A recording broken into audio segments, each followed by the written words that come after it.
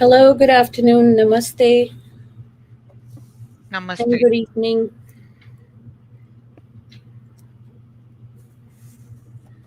आज हमारे साथ गेस्ट हैं ले women and I am so glad आप ज्वाइन कर रहे हैं हमारे साथ.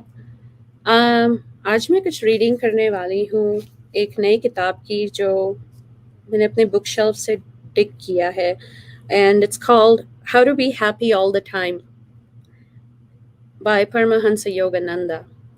अभी कितनों को पता होगा कि how to be happy all the time. वो गाना है clap if I'm happy, sing along with me.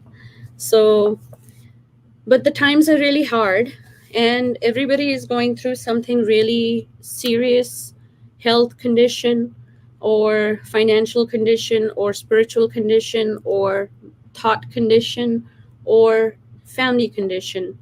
And I don't know what I'm going to be doing as my contribution for all that, but I just wanted to read a chapter. And the first chapter is Looking for Happiness in the Wrong Place. I will be doing a series of reading on this chapter to bring with the hope that I can center the listeners if they are feeling a little heavy on the day, or the day is heavy on them. So I will start reading. Looking for happiness in the wrong place. To seek happiness outside ourselves is like trying a lasso of cloud. Happiness is not a thing, it is a state of mind. It must be lived. Neither worldly power nor money making schemes can ever capture happiness. Mental restlessness results from an outward focus of awareness. Restlessness itself guarantees that happiness will remain elusive. Temporal power and money are not states of mind. Once obtained, they only dilute a person's happiness. Certainly, they cannot enhance it. The more widely we scatter our energies, the less power we have left to direct toward any specific undertaking.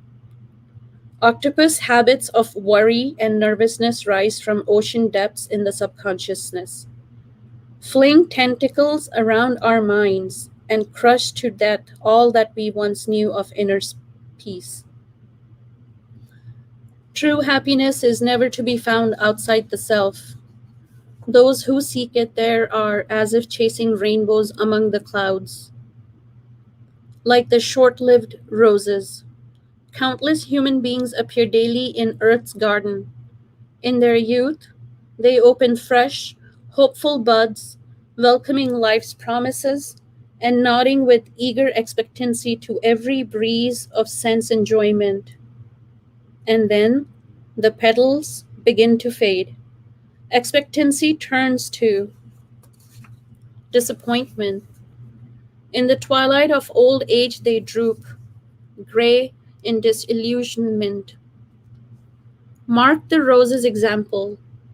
Such is the destiny of human beings who live centered in the senses. Analyze, with understanding born of introspection, the true nature of sense pleasures. For even as you delight in them, don't you sense in your heart a chilling breath of doubt and uncertainty?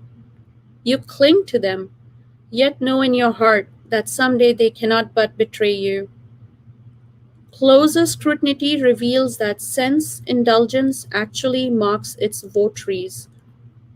What it offers is not freedom, but soul bondage. The way of escape lies not, as most people imagine, down moss soft lanes of further indulgence, but up hard, rocky paths of self control. People forget that the price of luxury is an ever increasing expenditure of nerve and brain energy, and the consequent shortening of their natural lifespan.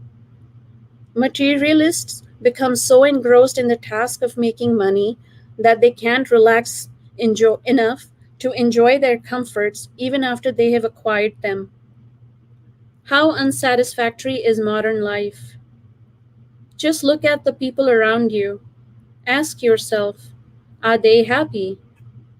See the sad expressions on so many faces. Observe the emptiness in their eyes. A materialistic life tempts mankind with smiles and assurances, but it consistent only in this: it never fails, eventually, to break all its promises. As a man allow himself to depend increasingly on circumstances outside himself for his physical, mental, and spiritual nourishment, never looking within to his own source, he gradually depletes his reserves of energy. Possession of material riches without inner peace is like dying of thirst while bathing in a lake. If material poverty is to be avoided, spiritual poverty is to be abhorred. It is spiritual poverty, not material lack, that lies at the core of all human suffering.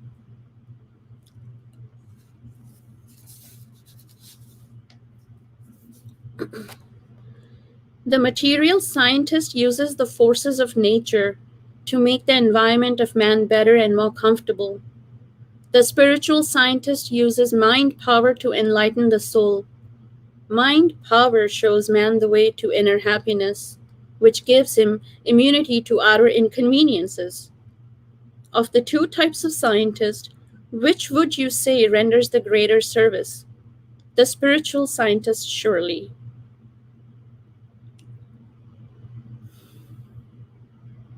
Pure love, sacred joy, poetic imagination, kindness, wisdom, peace, and happiness are felt inside first in the mind or the heart and are then transmitted through the nervous system to the physical body. Understand and feel the superior joys of inner life, and you will prefer them to the fleeting pleasures of the outer world. All physical pleasures arise on the surface of the body and are experienced by the mind through the nervous system. You love the outer pleasures of the senses because you happen to be captured by them first, and then you remain their prisoner.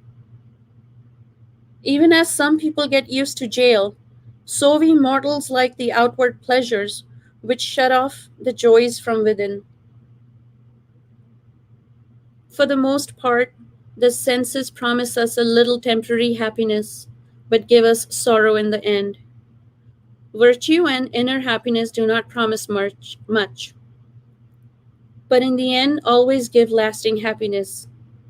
That is why I call the lasting inner happiness of the soul joy and impermanent sense thrills pleasure. Outer environment and the company you keep are of paramount importance. The specific outer environment of early life is especially important in stimulating or stifling the inner instinctive environment of a child.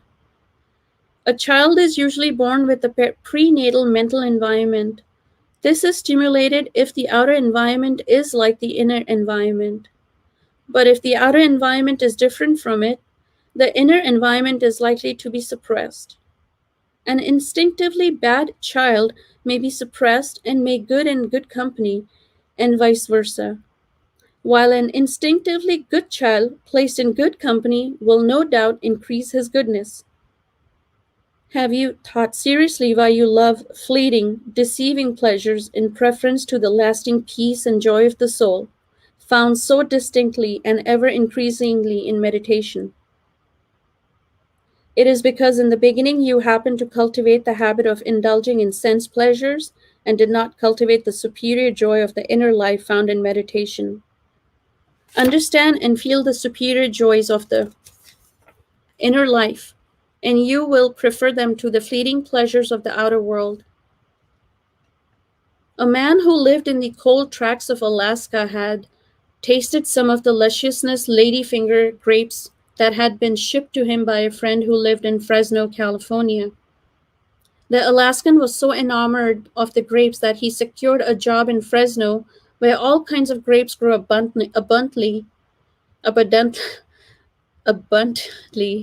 and left Alaska for good. The Alaskan, on his arrival in Fresno, was invited to the house of a friend, and a young lady brought him a bunch of the grapes he so loved.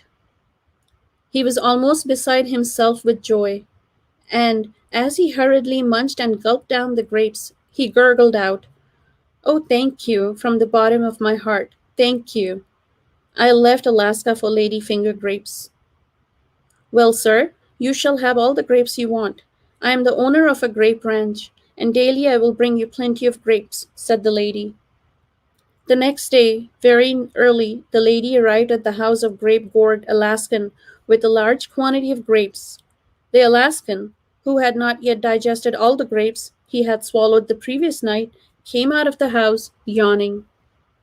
He leaped with joy at the prospect of feasting on the large amount of grapes the lady had brought. "Oh, how wonderful to have so many grapes! I'm very lucky. Thank you," cried the Alaskan. He tasted a few grapes in the presence of the lady as a matter of politeness, although he could taste the undigested grapes of the previous night in his mouth. When the lady left, he gloated over the grapes with admiration and greedy eyes. An hour elapsed, then he began eating grapes again. All day long he swallowed grapes, grapes, grapes. Next morning at the break of dawn, the young lady arrived with a larger quantity of finger grapes from her vineyard and shouted for the Alaskan. Half sleepy with a slightly wilted enthusiasm and a touch of vexation at being roused from a deep sleep, but wearing a gentle smile on his face, the Alaskan greeted the grapes and the lady. "Hello, good lady. Thank you for the very nice grapes." On the third morning, as usual, the lady brought a large bunch of grapes. The Alaskan, half asleep and with a half smile on his face, greeted the lady and said, "Lady, it is very good of you to give me these grapes, but I still have some left from yesterday." On the fourth morning, the lady called on the Alaskan again with a good quantity of grapes. He reluctantly woke up and without a smile greeted the lady and said, "Oh, grapes again. It is very nice of you to bring them, but I have enough." But the lady, disbelieving the story of the Alaskan and thinking he was just afraid to impose upon her generosity, brought the biggest quantity of grapes on the fifth morning and knocked at the residence of the Alaskan. He leaped out of the bed as if he had seen a ghost and shouted at the lady, "Horrors! Lady! Grapes, grapes, grapes, grapes! For heaven's sake! Grapes again!" The lady smiled and said, "I am happy to know that you hate grapes. I hope you will never deprive me of my salable grapes again." The above story shows that too much of anything is bad, no matter how pleasurable a thing is. If you overindulge in it, it ceases to give pleasure and gives pain instead. So remember, do not overindulge in eating, sleeping, working, or social activity, or any activity no matter how pleasurable it is, for an overindulgence will yield nothing but unhappiness. It is important to differentiate between your needs and your wants. Your needs are few, while your wants can be limitless. In order to find freedom and bliss, minister only to your needs. Stop creating limitless wants and pursuing the will-o-wisp of false happiness. The more you depend upon conditions outside yourself for happiness, the less happiness you will experience. Fostering the desire for luxuries is the surest way to increase misery. Do not be the slave of things or possessions. Boil down even your needs. Spend your time in search of lasting happiness or bliss. The unchangeable, immortal soul is hidden behind the screen of your consciousness, on which are painted dark pictures of disease, failure, death, and so forth. Lift the veil of elusive change and be established in your immortal nature.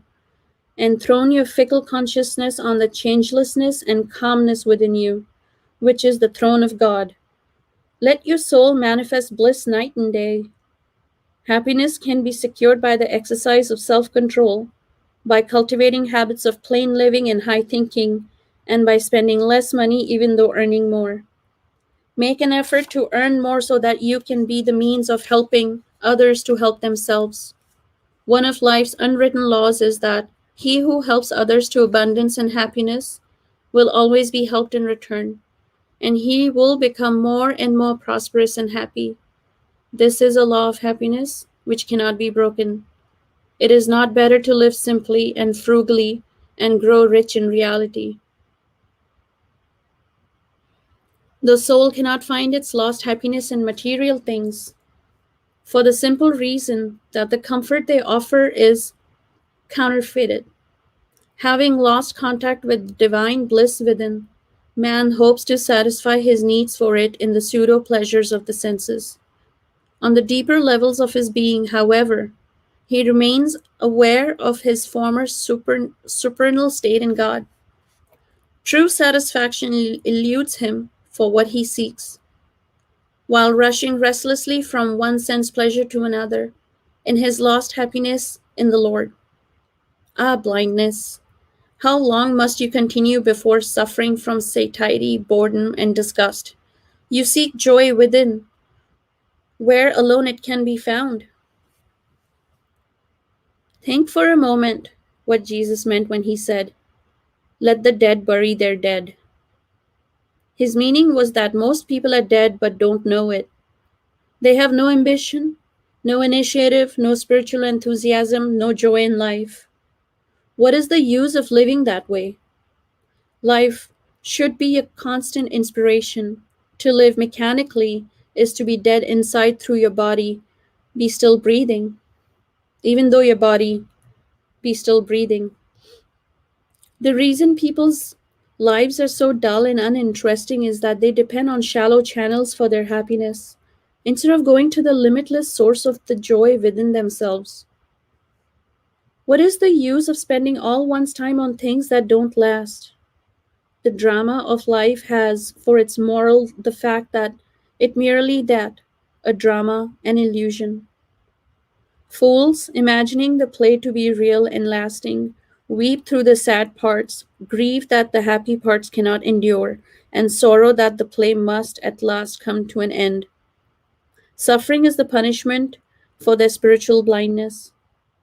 The wise, however, seeing the drama for the utter delusion it is, seek eternal happiness in the self within. And with that, I finished this chapter. This was a good 18-minute read. I'm going to take a moment to breathe and drink water.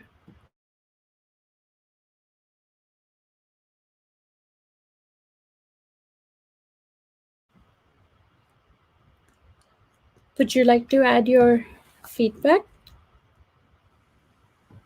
It was very beautiful. I agree with it totally.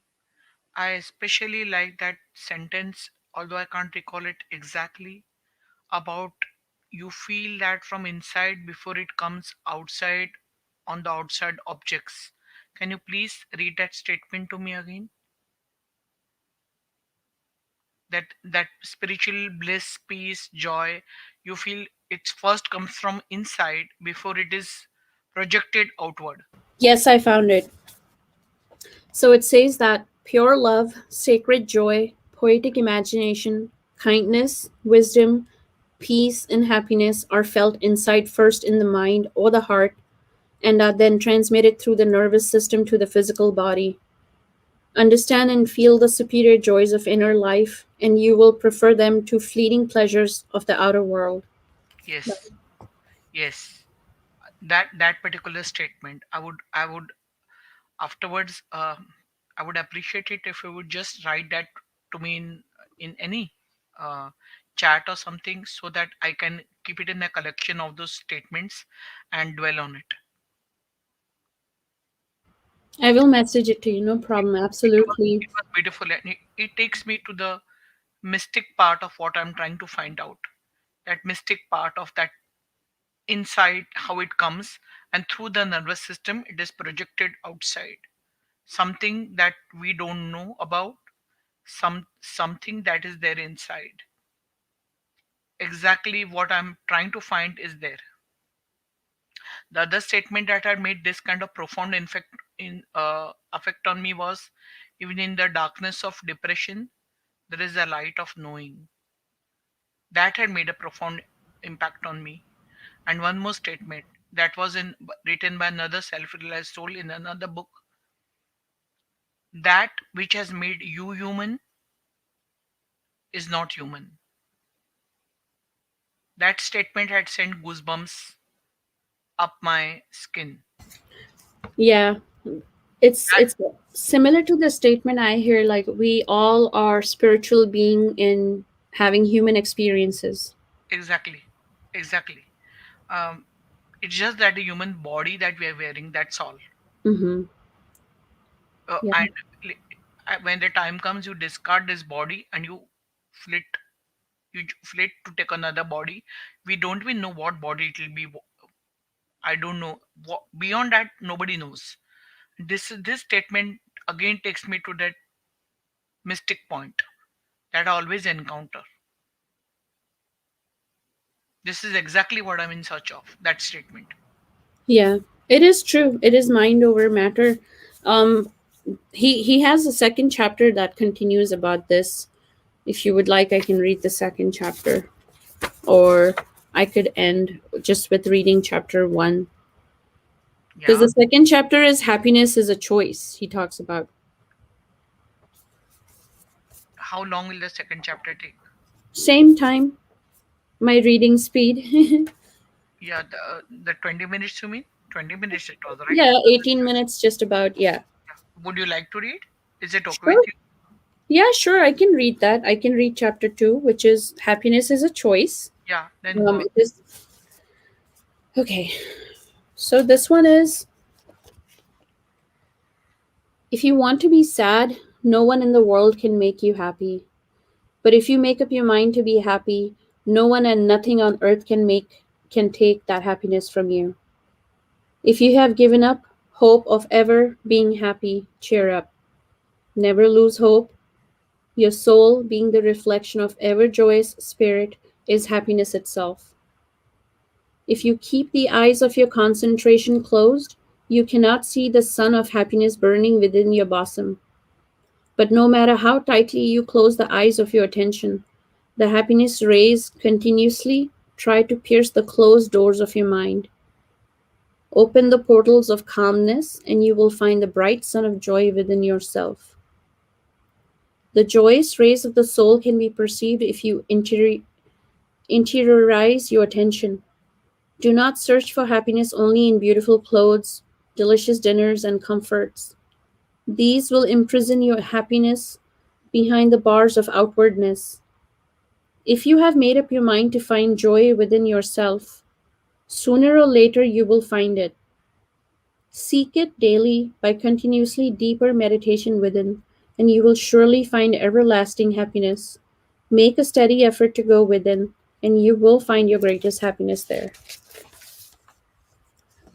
Happiness comes not by helplessly wishing for it, but by dreaming, thinking, living it in all circumstances. No matter what you're doing, keep the undercurrent of happiness, the secret river of joy, flowing beneath the sands of your thoughts and the rocky soils of your hard trials. Some people smile most of the time while they hide a sorrow corroded heart. Such people slowly pine away beneath the shadows of meaningless smiles. There are other people who smile once in a while, yet have beneath the surface a million fountains of laughing peace. Learn to be secretly happy within your heart in spite of all circumstances, and say to yourself, happiness is greatest divine birthright, the buried treasure of my soul. I have found that I am secretly rich beyond the dream of kings. Persons of strong character are usually the happiest. They do not blame others for troubles that can be traced to their own actions and lack of understanding. They know the they know that no one has the power to add to their happiness or detract from it, unless they themselves allow an adverse thoughts or wicked actions of others to affect them. A strong determination to be happy will help you. Do not wait for your situation to change. Thinking therein lies the trouble. Try to be happy under all circumstances.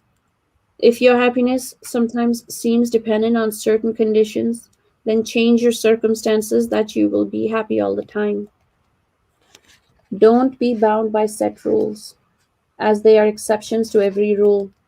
Perhaps you say, if this or that happens, I shall be very contented. Don't wait. Snatch the highest prize of happiness that is within your reach now, for the will-o'-wisp of hoping for happiness and thereby postponing it leads you through many slots of disappointment. Happiness grows by what feeds it. Learn to be happy by being happy all the time. John said, if I get money, I shall be happy. After he became wealthy, he said, I shall be happy if I get rid of my acute indigestion. His indigestion was cured, but he thought, if I get a wife, I shall be happy. Marriage brought him nothing but unhappiness. His second marriage was worse than the first. He thought that he would be happier if he divorced his second wife. Also, so he did. And now at the age of 70, he thought, I shall never be happy unless I can be youthful again. In this way, people try, but they never reach their goal of happiness. Make up your mind that you will be happy whether you are rich or poor, healthy or unhealthy, happily married or unhappily married, young or old, smiling or crying. Don't wait for yourself, your family, or your surrounding to change before you can be happy within yourself. Make up your mind to be happy within yourself, right now, whatever you are, or wherever you are.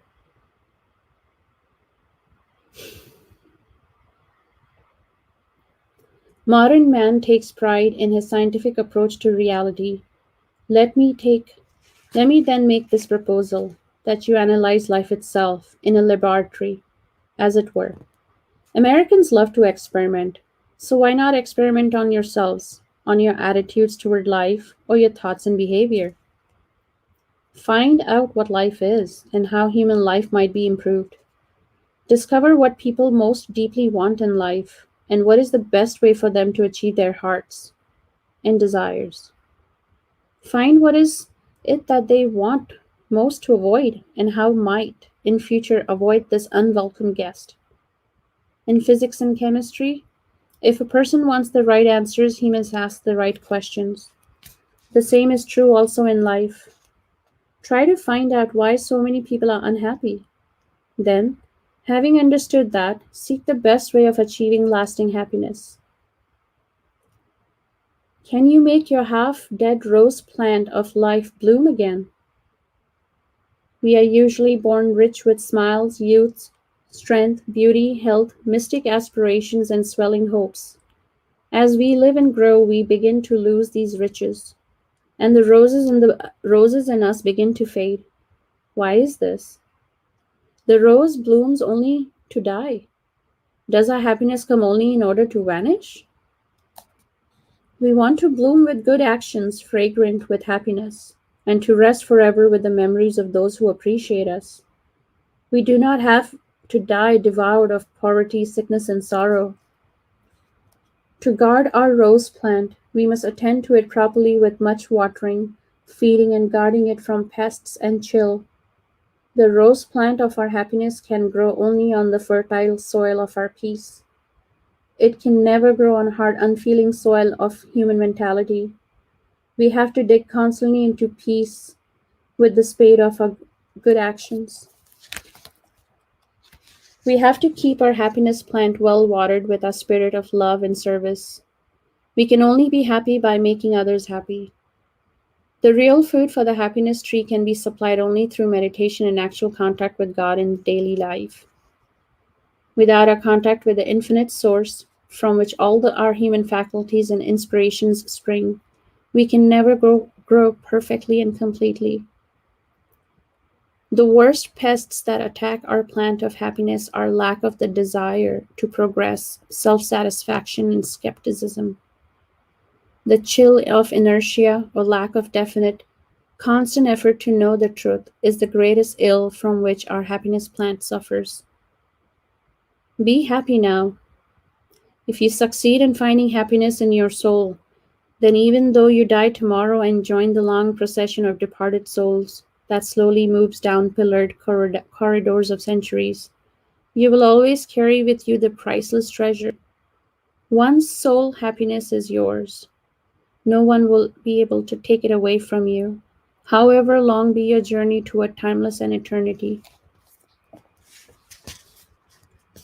Most people live a life checkered with sadness and sorrow. They do not avoid the action which lead to suffering and do not follow the ways which lead to happiness. Some people are oversensitive to sorrow and happiness when they come. They can be crushed by sorrow or overwhelmed by joy, and thus lose their mental balance. There are very few people who, after burning their fingers in the fire of ignorance, learn to avoid misery making acts. Many people wish to be happy, yet they never make the effort to adopt the course of actions that lead to happiness. Most people keep rolling down the hill of life, only mentally wishing to climb the peak of happiness. They sometimes wake up if their enthusiasm for happiness survives the crash to the bottom of unhappiness. Most people lack imagination and never wake up until something terrible happens to arouse them from their nightmare of folly. People seeking happiness must avoid the influence of bad habits that lead to evil actions. Evil actions eventually produce misery that corrodes the body, mind, and soul like a silently burning acid. This misery cannot be long endured and should be strictly avoided. Cure yourself of evil habits by cauterizing them with the opposite of good habits. If you have a bad habit of telling lies, start the opposite with a good habit of telling the truth. It takes time to form either a good habit or a bad one. It is difficult for a bad person to be good and for a good person to be bad. Once you become good, it will be natural and easy for you to be good. Similarly, if you cultivate an evil habit, you will be compelled to be evil in spite of your desire to be good.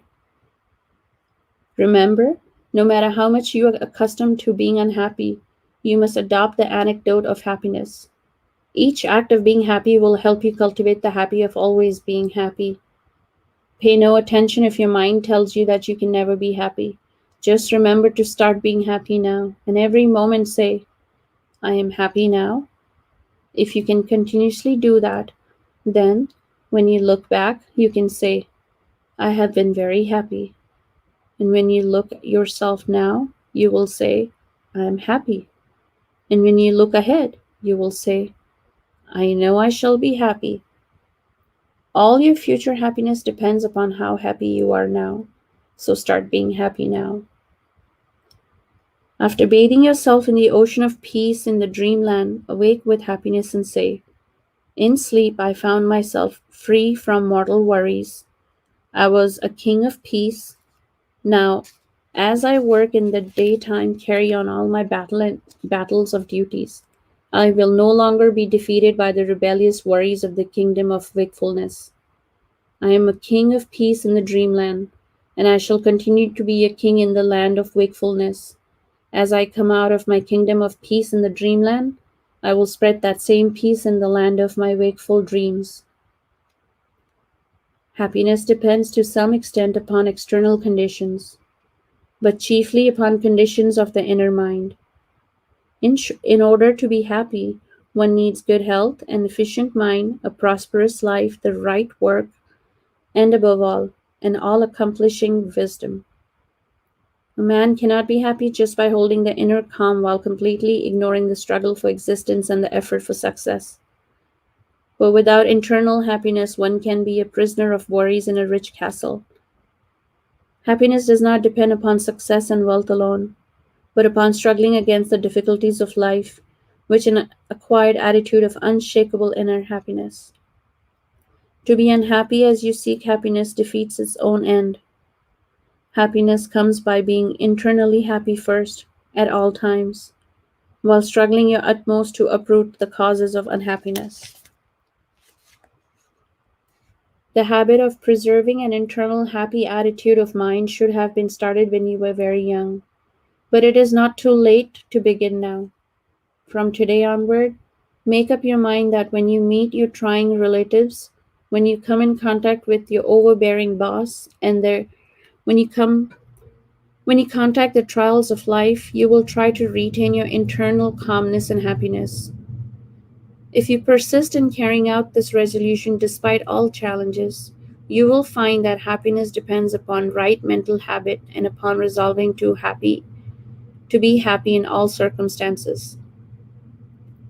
When you learn to be happy at all times, however, do not allow this independent attitude of inner happiness to make you lazy. Do not ignore the material causes that stand in the way of your happiness. Strive to remove them and go through all the activities of life with this calm, happy attitude of mind. You must be very joyous and happy, for this is God's dream. The little man and the big man are only projections of the dreamer's consciousness. Take everything as it comes and tell yourself that it is all coming from God.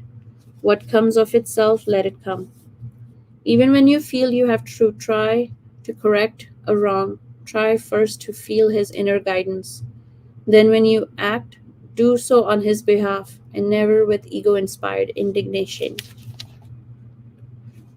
And that ends chapter 2.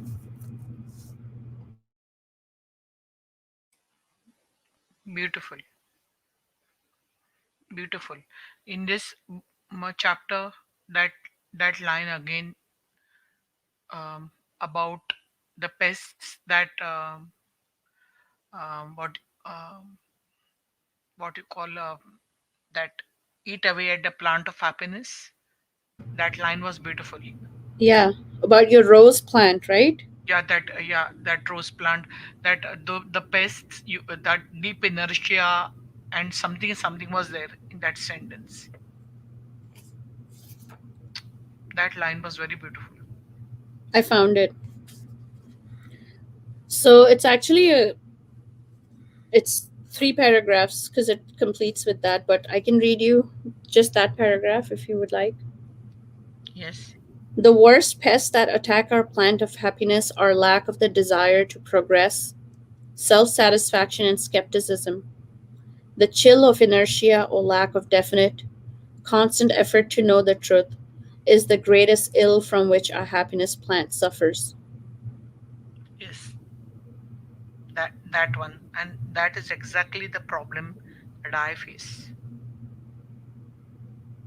My depression led to this inertia and a lot of skepticism, to the point of being cynical. See no truth anywhere around me, but I know that it is there inside me. That much I know. And Yeah, yeah, I believe in the divine. yeah, I feel blessed that I believe. Okay. yeah, And I agree with that statement so much. It resonates with me. yeah. It's he so some of his paragraphs have an actual chapter just dedicated to that. So there is a chapter which is the third chapter because he's talking about the rose, like your garden, right? Like protect yourself like a garden in your rosebud. After that, it is avoiding the happiness thieves. That's the third chapter, but I can do that some other time, Yes. next time reading. That's the continuation, avoiding the happiness of thieves. And the fourth chapter is learn to behave, which is the most important chapter, I feel. Yes. But I will continue more on that reading. Yeah. Surely. That, yeah, we can. I mean, you can do this again at your In time. couple hours, if you would like to come back, I can do this in couple hours, Uh, whenever you're I may available. not. I may not be available because I have another spiritual reading Okay. scheduled in the evening. Okay. I'm part of a group in which one sings one particular abhanga called Haripat, which is written by Naneshwar.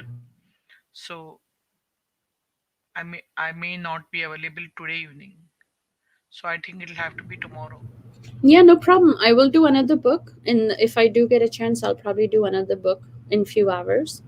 Um, but yeah, thank you for joining. This helped me also feel comfortable reading, What and time? What time are you going to do it, Karuna? I'm thinking like I would say about in 3 hours. That I'll is do I'll do another book. I have another book, but I will do that in 3 hours. I okay. want to do at least like two. I feel like I don't know. does it help? Does it like help to see something different in the light? I'm just trying to do something. um, I feel like reading out loud helps, and Yes, reading out loud as yes, a listener, I'm not sure how your feedback would be. yes. Because I'll see if I can manage. I'll come. It's if you're going to do it in 3 hours, it's 6:40 here now. It'll be at 9:40, right? In my time. Yeah, Yeah, I'll see if I can come, or I'll leave a message in the angels group. sure. I'll share the link when I if I do. Yeah, sure. If, when and if you do share the link, because I would come if I'm free. Absolutely. Thank you again for joining. Thanks. I And think I'll go now. Okay. okay, thank you It again. was wonderful, and thank you again. No, thank you. Thank you for being there for support. Thank you again. Yeah. I'm also going to end this broadcast. And It was entirely my pleasure because I just sat and heard.